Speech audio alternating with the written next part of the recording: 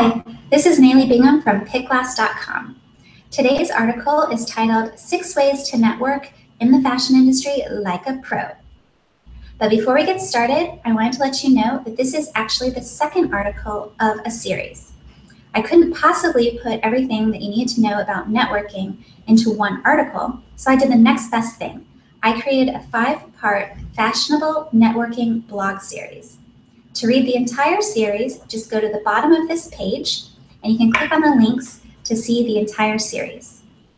I also threw in a freebie for you, a free 6-day networking email course to help you get started.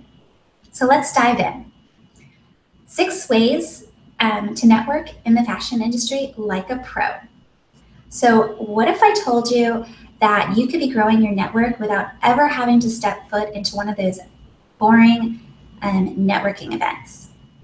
Most people dread going to those things, even if it is in the fashion industry. And the reason why is they're boring and they're kind of outdated. So I'm going to give you some new strategies on ways to grow your network without having to do that. First, let's get one thing straight. Networking is not something that you do just when you're looking for a job. It is really important that you should be growing your network all the time in order to create real lasting relationships with people that are going to be in your network. The more people that you meet, the larger your network and the greater odds are of you meeting new customers, partners, employers, employees, etc. And there are lots of fabulous reasons that you should be networking on a regular basis. To find new collaboration partners, perhaps, to learn about the latest news in the industry, expand your own knowledge, expand your client base, find better jobs, find people to join your own organization. The truth is, you should regularly be trying to meet new people. So let's just get started. The cardinal rule for networking in the fashion industry is to build your professional network organically. That means meeting people to share your passions and ideas with. It absolutely, you have to listen to others' needs and connect with them and try to help them out first before you try to ask for anything in return. So the most successful networkers build genuine relationships and give more than they get. So to do this, we are going to talk about the 6 ways that you can build your network.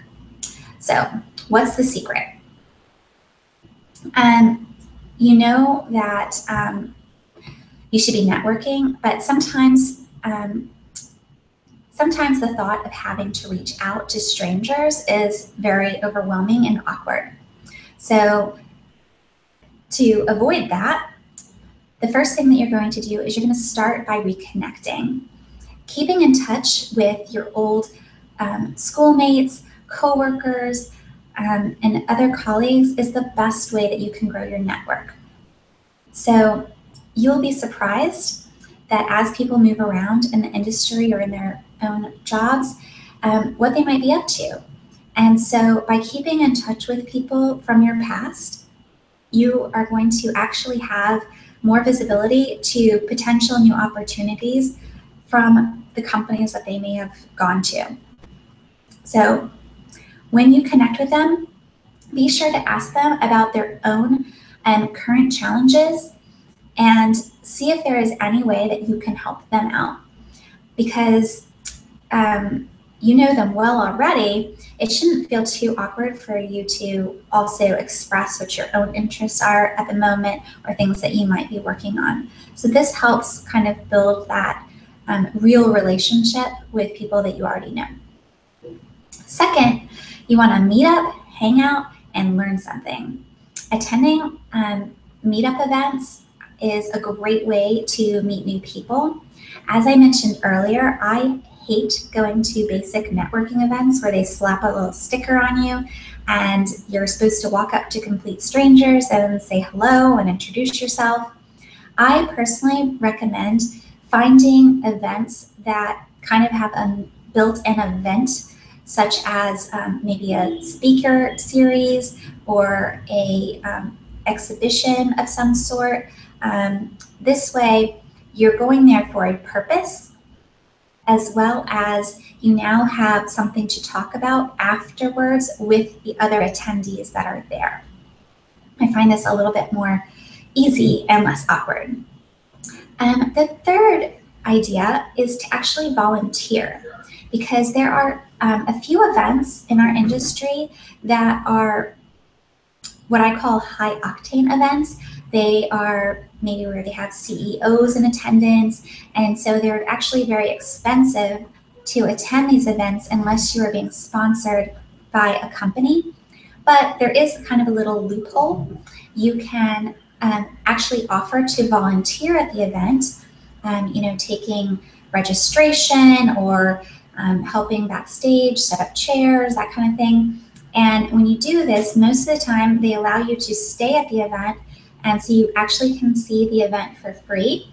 And depending on the type of task that you are given, you might have the opportunity to be introduced to the actual speakers or other people that are important that you might want to help build your network with.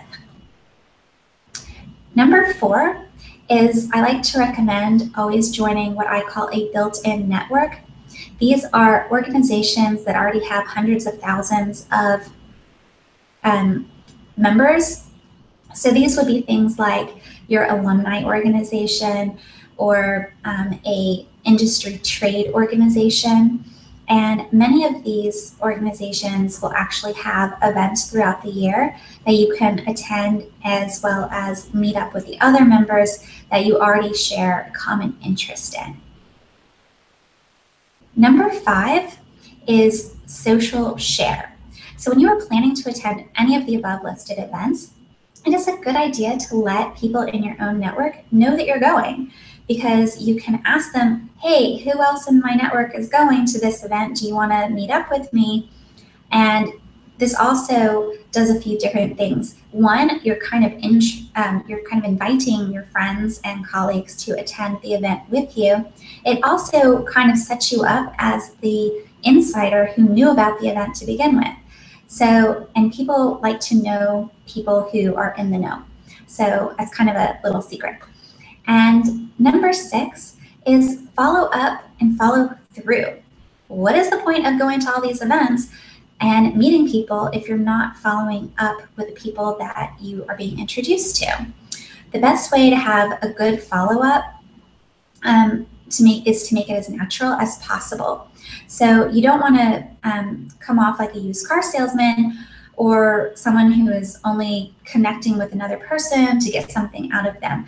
You want someone to know that you genuinely are interested in them and what they are doing. So I have a pro tip for you. Whenever you meet a new person, make sure that you are asking about them and maybe the work that they're doing or projects that they might be working on.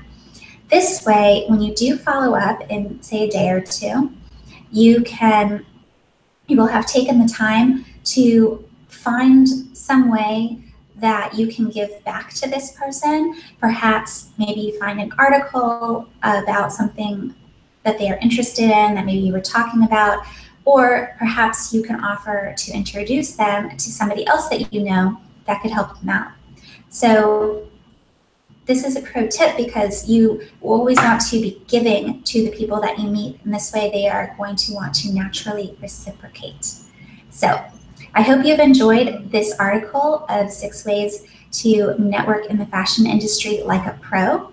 As I mentioned before, it is part of a 5-part fashionable networking blog series.